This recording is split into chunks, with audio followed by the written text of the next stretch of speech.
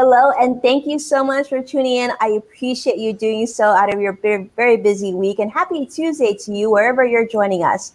Well, let's start off the financial markets. Let's talk about how the market ended today. The Dow closed down 66 points, but interesting, the NASDAQ continued to do well and increased 81 points. But the big news for today, the news that probably a lot of people are interested in hearing, is that the S&P actually outdid itself. It actually came back, and as of today, we have erased all of the coronavirus losses to the financial markets, the stock market. So one way or other, maybe there's continues to be disconnect, but that is what's happening with the stock market. Now, on other matters, as you may have seen, online sales continue to do very well. In fact, in the second quarter alone, we saw that online sales eclipsed 31% in the second quarter. So continue to see people gravitating to online shopping as they're staying home during the pandemic. But today's a very special day because today we have a very special guest joining us, and I know he is someone many of you follow as well. I mean, in many ways, I've been in his fan club for quite some time now. The one and only Mark Schaefer. Mark, thank you so much for being here and welcome to the show. It's a delight to finally be on your show.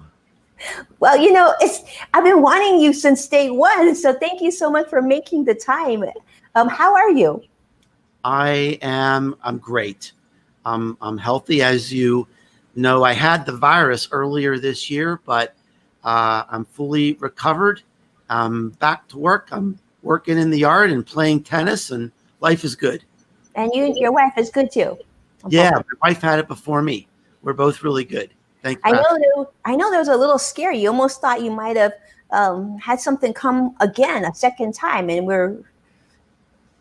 Oh, well, yeah. I mean, there was sort of a situation in my family where I needed to make sure that I wasn't, exposing someone. I had a fever, and I knew I couldn't have the virus again, but just out of caution, I got tested again. So you really are paying attention to me, though. I'm surprised you even caught that. Mark, I'm like one of your biggest fans. I mean, and I gotta say, I'm not the only one. You have a very, very large following of people who not only follow you, but absolutely adore you. And I think this is something that's sort of been consistent. Many of my friends and we'll talk about, like Mark Schaefer, just what a great, great person. Not only so eloquent, keynote speaker, marketing strategies, podcast, author of 7 books, including the newest one we're going to talk about, Marketing Rebellion. But this kind of goes with everything that you talk about and you share in your work as well. But the thing that people say about you, Mark, is, Mark stops and says hello to everybody. Yeah, I think that's kind of sad, actually. That all I have to do is say hello to people, and that makes me stand out. I've heard this. I've heard the same thing where people said, "Oh, you're so accessible. You actually responded to me," and it's just like, "Well, why wouldn't I?" Honestly, Winnie, it doesn't take that much time. If anybody asks me a question, if they sincerely are trying to connect with me, of course I'm going to connect back. It doesn't take that much time. And I know it means a lot to people. And, I'm just a regular guy with a blog. So, I'm fortunate to be where I am today. And of course, I'm going to help people however I can. I know. And I feel like that's the biggest understatement of the year, but that's okay because we are friendly here. You're just a regular guy, who helps people. That's true. And on that note, if you go on Mark's blog, and many of you know, he's worked with countless companies, from Fortune 500 companies, large companies across the United States. And he served in multiple roles in sales and marketing, and he helped countless businesses identify areas in their business that they can take to that next level and improve on. And he's also an author of many books, and many of you who follow know that we also see him speaking across the globe for some of the biggest conferences. And you can see, actually, we're sharing you, Mark, on the screen here, doing your thing. Those were the good old days. It wasn't that long. Those were the good old days. February. Yes. It does feel like so long. It almost feels like a lifetime ago. Yeah, it does, for sure.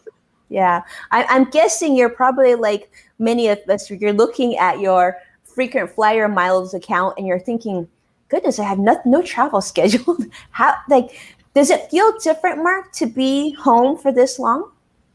Well, I'll tell you, Winnie, I think like a lot of people, I went through a period of disorientation. Um, when the pandemic hit, my business crashed. About 2016, my lines crossed where I started making more money off of speaking than consulting. And so I was sort of prepared for a recession because I teach at a university. I thought, well, even in a university, in a recession, universities do pretty well. People stay in school longer or whatever. But within 3 days, all my conferences got canceled. All my consulting got canceled. And then my college classes got canceled. And my book sales dropped 90% in one day. And now I'm happy to say, June and July, it's come back. I've had very strong months in June and July. But to be a teacher without a class, to be a speaker without a stage, I really went through a period of disorientation. And then I realized, look, I'm still a teacher, but the world needs me to teach something different now. And so I sort of stopped all the content I had planned about marketing and strategy and pivoted and started writing about how do we get through this crisis together. And that content actually became very popular. Some people thought it was the best advice they had seen. And I wrapped that into a little ebook called the Pandemic Business Playbook. Absolutely. And I'm actually going to share this because, I actually printed this out and read it 4 times. And this is such a great guide for those of you who are watching and you're thinking, what is this? If you actually go to Mark Schaefer's website, you can actually download this and it's full of such good information. And I thought, Mark, we would talk a little bit about that because I found it to be extremely helpful. And when you're reading something or you're watching something, and while you're reading or watching, you're taking notes on a notebook on the side, you're onto something because number one, this is sort of the student in me. I still can't get myself to mark up documents that like your ebook. I didn't want to draw all over. I literally took 3 pages of notes, and there's some really great wins in here. And I think for those of you who haven't had a chance to read this, maybe we can talk about it. And I'm pretty sure you're gonna want to jump and download this. But I think for every business, for example, like our business, all my employees are spread out. We just finished our Zoom meeting, and we try to sort of stay connected. But let's be honest, it's not quite the same, right? And Mark, you start that in the beginning, a very honest statement of like, look things are really rough right now. Yeah. And it's not about we're not worried about thriving. We're just worried about surviving. Do you think that's accurate? Well, I mean, I think, I'm a very practical person and a rational person. And, I think what sort of makes me angry is that there's a lot of sort of fake cheerleading going on.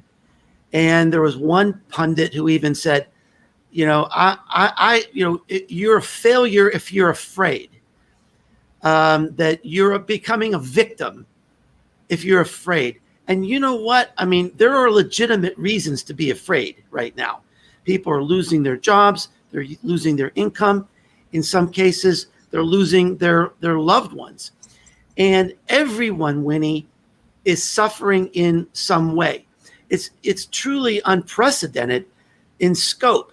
And just to kind of give back, I mean, I've been doing a lot of personal coaching with people, and even people who you might think really have it together, oftentimes are ending our conversation just in tears.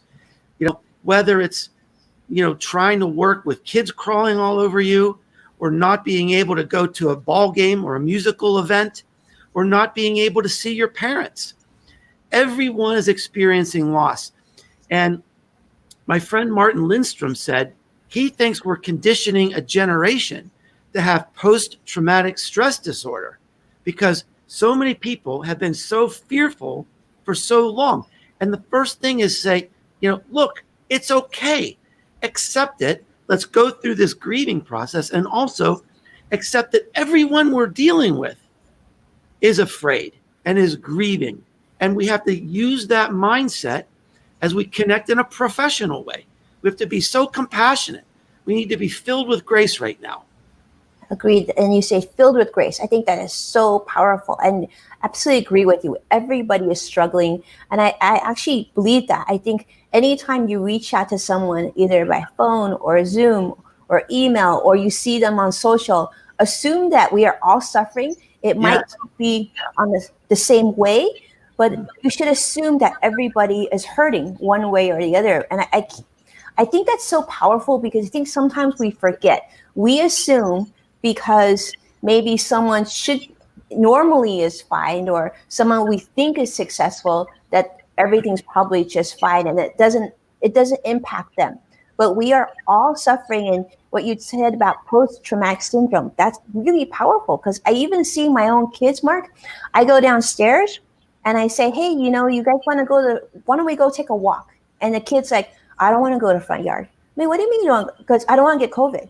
But Aww. But that is the thing. And we're starting school this week. And I said, are you sad you're not going back to school to see your friends? They're like, no, I don't want to go to school. I'm happy at home. And you're right. I think those things are very honest emotions. And I think adults, we're not quite as honest as children. I think not all of us anyway. But I think we can all relate to that. And you said that, you're talking to different people, executives, and who end the phone call in tears. Yeah. That's really huge. Well, we need just to keep that in mind from a business perspective too. There are a lot of things going on. I mean, the world is just ready to explode. I think a lot of people personally, this has been going on so long now, and we're still facing so much uncertainty that it's very, very stressful. And I want to emphasize that the point of the book that you showed there is not to dwell on fear. It really is a little book of hope. Yes. My goal is to dispense hope. I think that's what leaders should do. Not be a cheerleader, not sugarcoat things, but to be honest and point to things that are in our control, and point to things that we can start thinking about and planning for that will reduce the anxiety and reduce the uncertainty. And that little book has helped a lot of people. I mean, I've had calls from many, many big companies who are using that playbook on their whole teams now. And it's so simple. It's like 20 pages of greatness. Yeah, and it's completely free. I don't even ask for an email. Nothing. No. You won't even hear from me. I just want to give it to you.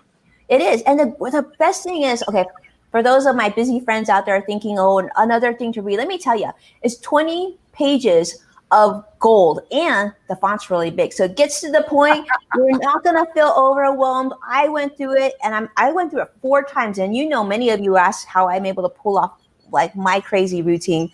But busy is not an excuse here. It's really great. I'm actually going to talk about this. One of the things that I loved about this book is this quote I wrote down. So right now, the long-term relevance of the brand is more important than short-term sales. Read that again, hear that again. I added that, please. Because I love this. I think so many times when we're running our business and things stop, right? Like Mark, you said your business stopped. You said speaking stopped, consulting stopped, teaching, going from in the classroom to no classes, and business literally plummeted. So many of us can relate to that right now, that our business as we know it just disappeared. But what we do about it, I think, like you said, gives us a lot of hope, and it gives us I think busyness can be a great form of therapy right now. Keeping busy, having a focus, knowing what our game plan is. I do this on the financial standpoint with my own clients in terms of financial management advice. But when it comes to your business, I love this because Mark is giving us a play in his playbook about focusing on long-term value, right? And Mark, maybe you could talk a little bit about that, because you did so very eloquently in the book. Yeah, well, thank you. And, I think I really like sort of your perspective here too. And I want to emphasize that you're focusing on, instead of being stressed about what we don't know, you're focusing on, short-term things we can do today, positive things we can do today. And that's really what some of the steps are in the book. And, what we can do is really start thinking about how our customers are changing.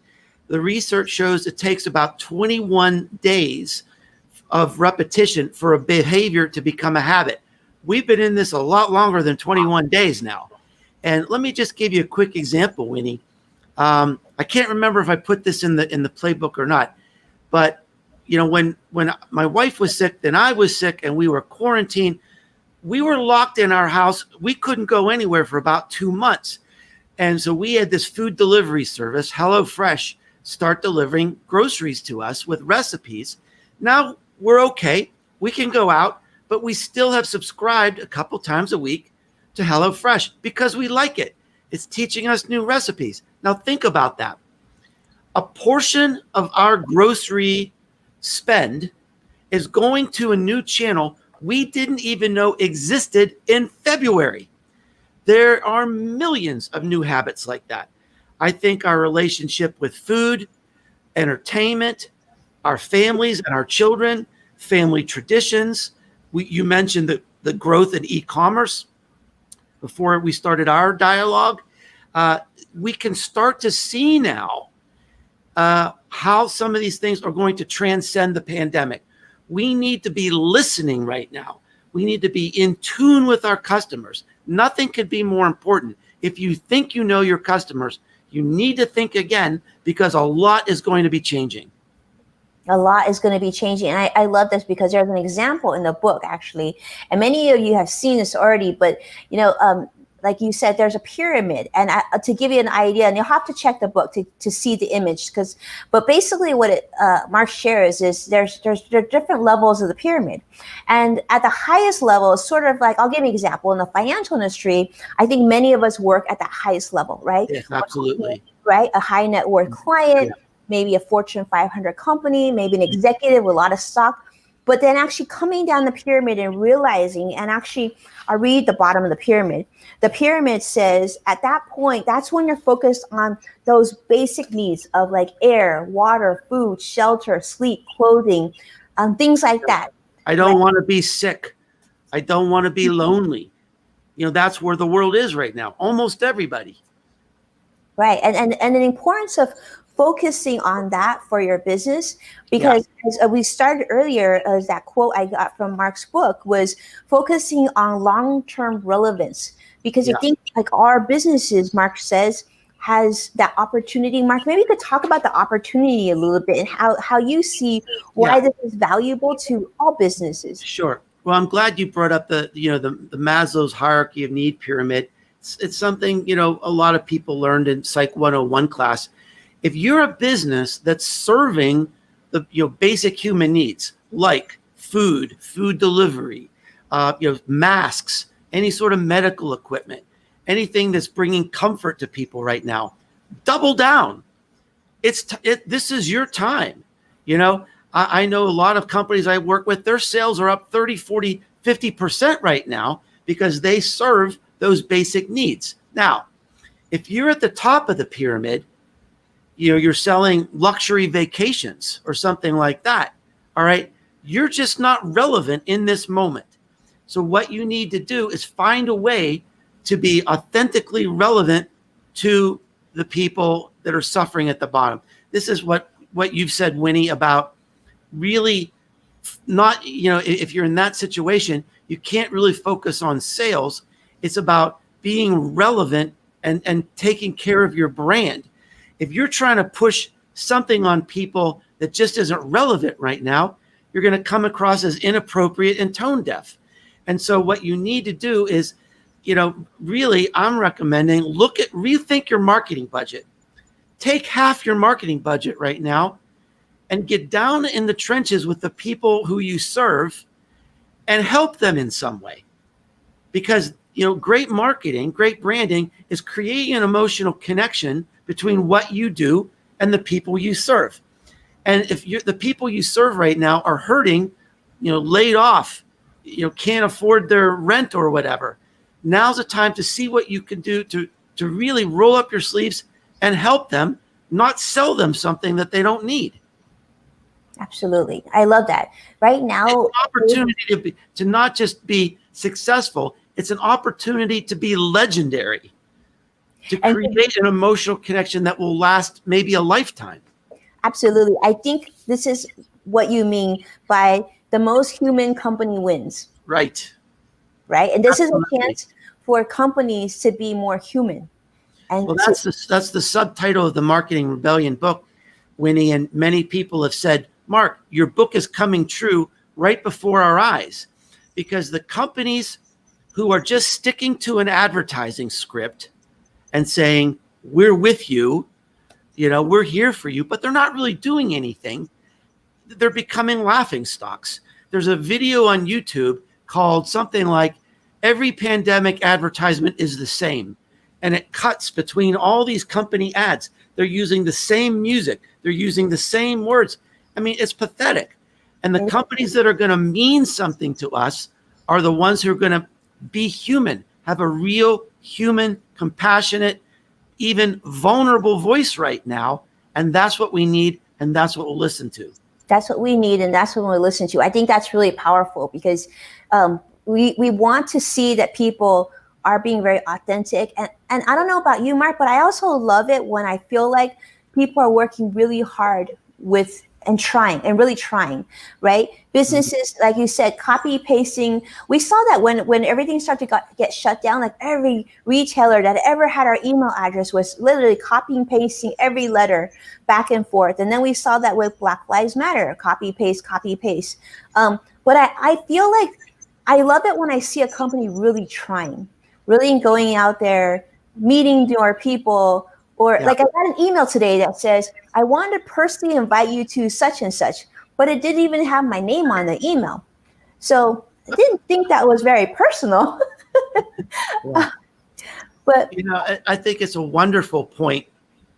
I've actually said that, marketers flock to whatever's popular until they ruin it. And the thing that's popular right now are the things you're talking about, cause marketing. And every business is trying to be more woke than the other business. And if it's not part of your DNA, if it's not really authentic to who you are and everything you believe, it's just going to come across as dumb. Give you a company that I admire is Patagonia. So everyone knows that they are 100% driven by the environment and environmental responsibility and enjoying the outdoors in a responsible way. So anything Patagonia would do for the environment is going to be believed, because that's in their very heart and in their DNA. And companies that are trying to join a bandwagon, but it's not part of their heritage, it's not part of their narrative, it's just going to come across as inauthentic. I love that. So it's really important. I think that what you're talking about, that genuineness. Mark, talk about the opportunity that we have. I think, you talked about this a little bit in the playbook. Yeah. We have more people right now sitting at home in front of a television or a computer or their phones than ever, right? So I imagine there's a larger audience today than there was before March happened. Mm-hmm. What do you think? You mentioned before taking half your marketing budget for businesses and really figuring out a way to help others. But you also mentioned in the book that if you are certainly a business that benefits from the situation that we're in here in the pandemic, you should consider doubling your budget. Yeah. Can you expand on that? Well, absolutely. So, as we talked about, if your business is already serving people in their moment of need right now, it's time to double down. And what creates a great business? You're meeting an unmet or underserved customer need. And Winnie, there are more unmet customer needs right now than we could ever dream of. I predict in the next 6 months, we might have the largest number of entrepreneurial startups in the history of the country. Every crisis, it represents an opportunity for somebody too. And I'm seeing people respond, really in amazing ways, in very inspirational ways. And so there's plenty of opportunity out there for business. I know, I see that, because you said companies that thrive during crisis spend more on marketing, and you see this through different recessions, and definitely considering doubling down, not in a way that's greedy, but instead in a way that's sensitive, appropriate, and compassionate. And I think that's sort of the key word, right, Mark? That being compassionate, that empathy. I feel like in many ways, we need more of that to counteract some of the stresses that we have when we read the news, or not just get out and walk around. So would you agree that it's almost like, you shouldn't be spending money until you figured out your value that you can offer more people right now, and then really do a personal deep dive on what value can help others, and sort of a servant mindset? Yes, I think we're seeing that actually. I'm in touch with a lot of companies and brands who have really pulled back on their advertising and marketing simply because they don't know what to say right now. And I think that's okay. It's like you said, we need to see a little bit how this sorts out. We need to listen to our customers and see how they're changing. We're starting to see some brands, pivot. One of the brands that I love, I had a discussion last week with a top brand manager at Adidas, or if you're outside the United States, Adidas. And he was telling me how the pandemic is redefining sport, right? So we can't attend sports. We can't go and play maybe in our favorite basketball league or softball league or volleyball or something like that. Maybe we're exercising in a little apartment. So he talked about how the pandemic is really completely redefining their market and how they're responding, how they're communicating in a different way. So that's an example where Adidas has listened and watched, and they've kind of figured it out, and they're starting to plow ahead. But it's okay, I think, for a business to take a pause and say, we can't keep doing what we're doing because the world is changing. Let's look at high probability, where do we think it's going to go, and then start marketing again. I love that, Mark. Super powerful. Sort of taking a back seat, reviewing and deciding. But there is going to be value, and more importantly, like Mark emphasizes, there's hope. And there's so many opportunities, because like we mentioned, the audience is there. You just have to do things maybe a little differently than what you're used to. But right now, people want to embrace you. And I think there's opportunity for all of us to pivot, because I think, especially, I was just on Digital Trends today, tomorrow being Yahoo Finance. Before, I would have to go and make that flight to New York. I'd have to do this and that. But people are very much embracing and needing content that all of you have in different ways. You just have to, get creative and get a little spunky and figure out how you're going to do it. And make it, right? I love that. That's going to be my new tagline. Mark Schaefer, getting a little spunky. Getting a little spunky. I mean, you're like, these are the things that come out. I mean, I got to tell you, I got quotes going out of my head, Mark. I feel like when we're talking, this is like the stuff of financial genius right here. And I know you're not a financial person, but look, I'm not as bearish as many others for a simple reason. Economists can't account for ingenuity. Right. No way. If there's a way to help people and make money, Americans are going to figure it out. And if you looked at, not after what did they predict after 9/11? What did they predict after World War II? Didn't happen. Never happened. Because Americans just pulled themselves up and got going. And look, I'm not saying that it's going to be easy or it's going to come back right away. I don't think we're going to have a V-shaped recovery, but people are going to hustle. They're going to make things happen. That's the American way. And like I said, we're going to see. I'm already seeing it. I'm so inspired I'm seeing these young people starting businesses and they're jumping in. And one person said, look, I lost my job. Maybe I could be getting unemployment. I don't want to get unemployment. I'm trying something else. So it's just like, I'm hiring you, man. I'm hiring you. You're my hero. We're going to do it together, right? And that's the attitude that I love.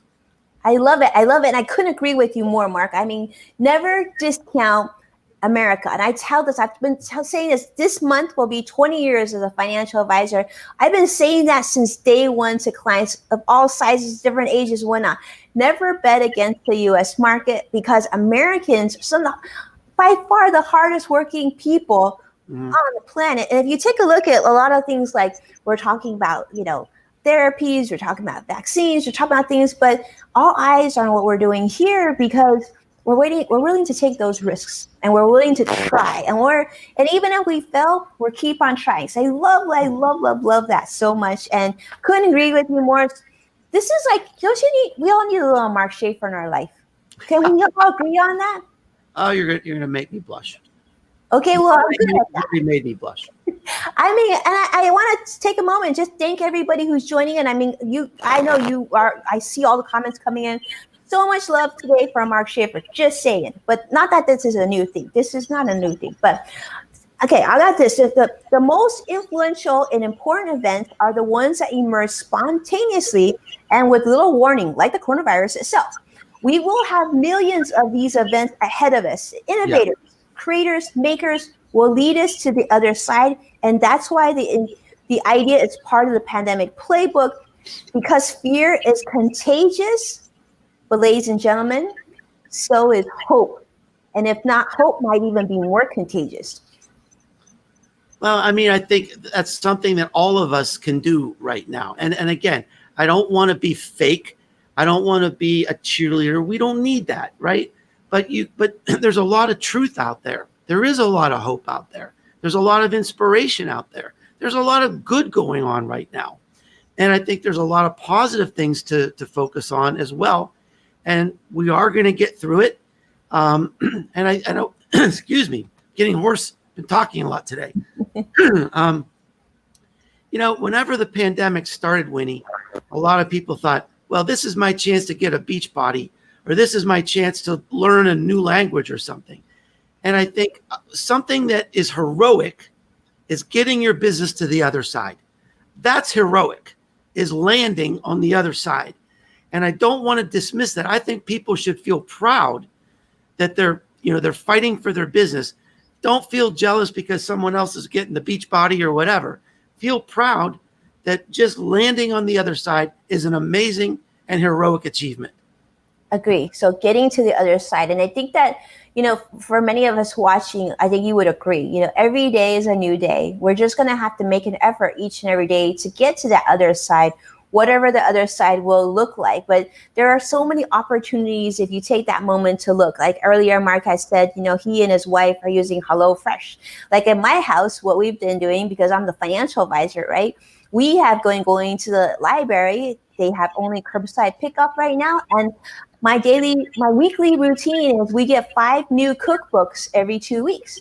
And we try a new recipe every single week. And let me tell you, I made one killer roasted chicken that I never would have made if it weren't for the pandemic. So I agree. It's like, those are the things. We're trying different things. And who said we had to be a certain way? I think the pandemic has really amplified that, if you will, that we're not one note. We're not just this way. We're not just a speaker and just a professor, just an author. We're multifaceted people. And I do feel like if we sit back and just wherever that comfort zone is for you, if you sit back and do some sort of deep thinking and maybe just taking a chill and relaxing and thinking, what is it that I love about my life? And what is it that I want to try? and just ask yourself, maybe periodically, I think you might find some nuggets of gold there for you and your business as you pivot. And it's not to say it's going to have to be forever, but pivoting is never a bad thing. As long as you don't go crazy and spend too much money, right, Mark? Right. Conserve cash. Cash. That's some. I mean, I think the pandemic's also taught. I'm hoping the pandemic will have taught a lot of companies also to conserve cash and to put it something aside for rainy days, because things like this happen, and there are lessons that we're going to glean from this experience. But this was powerful, and I gotta tell you, Mark, I've been looking forward to this interview for weeks now. And yeah, and since the time that actually, you don't remember this, but I remember it very, very dearly. It was in San Diego. I was walking the hallways of social media world, and I saw you. I spoke to you just briefly, but it really meant something. And I do remember that. You do? Are you sure? You make an impression on people. Well, there's not many people that look quite like me, I guess. But thank you so much. I feel very, very grateful. And maybe if you don't mind, could you share a little bit about your new book with us? Because I think this is something that I'm going to add to my book list right now. Well, just briefly, Marketing Rebellion is kind of a wake-up call, Winnie. I've been doing a lot of research for different clients. And when I started seeing some of the current research about marketing and consumer behavior, it was really startling that, business has sort of like gotten into a groove. This is how we sell. This is how we market. But what was stunning to me is that consumers have moved far away from that. They're always on, technologically enabled, very savvy, digital natives, and their expectations of us as marketers and as companies has taken a quantum shift away from us. And 2/3 of our marketing today is occurring without us, right? Through conversations, through social media, through word of mouth, through influencers, through reviews. And so marketing today, the mindset has to be not what we're telling people, but how do we get invited to that 2/3? How do we get invited to that conversation? How are we so good, so compelling, so interesting, so relevant, so valuable that people can't wait to share our story?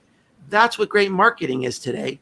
And that's the story that's really told in Marketing Rebellion. And it's not just a wake-up call. There's a lot of good ideas and a lot of good answers in it as well.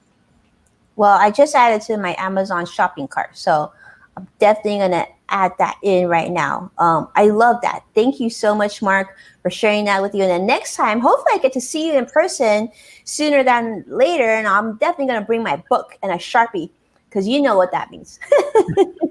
I'm going to ask you to sign my book. But thank you so much, Mark, for everything that you do for all of us. Thank you for your kindness and your thoughtfulness and just being a great guy. And I'm going to say this. So for those of you, I hope you'll take a moment to download and check out Mark's The Pandemic Business Strategy Playbook. Because let me tell you, Mark is the company. When I think of Mark, I think of his story in this about why one of the businesses sticks with a company that he worked with called Alcoa. And Mark, I'm telling you, I feel like that consumer for you.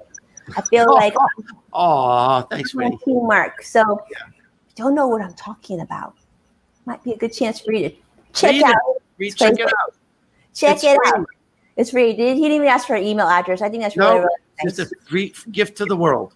Well, and it's really powerful. So of all businesses, all sizes, I promise you will get something from it. And like I said, it got really big font and lots of pretty pictures for those of you who are visual learners as well. Thank you for your time. Stay safe, stay well. And Mark, truly, thank you so much for all that you do. And I hope you're happy enough to come back one day, because I would be delighted. Just give me the call and I'll be there for you. Yay. And I'm hoping that your online classes will be resuming sooner rather than later. I think September. Oh, good. So you're going to be part of that. So, Yes. so we'll see how your distance teaching goes. Then you'll have to report back. Yeah. See, All right. see how long I can teach to the little green dot. I know that's a whole challenge in its own, but I'm pretty sure you're up to it. Maybe there'll be even a future book in the making on it. I know. I just got to get a little spunky. They'll get a little spunky, get a little funky, and then we'll trade recipes one of these days. Yeah. Okay, thank you, my friend. Stay Bye, Winnie. safe, and Thank you. thank you, and a huge thank you to all of you for tuning in. So grateful to have you with us, and of course, those of you, if you're around, I would love to see you tomorrow. I'll be on Yahoo Finance at 10 a.m. Eastern, which is 7 a.m. here in the Pacific. So if you're around, would love to see you. Otherwise, you know where we'll be tomorrow at 1:30, 4:30 Eastern. We'll be right here, and I can't wait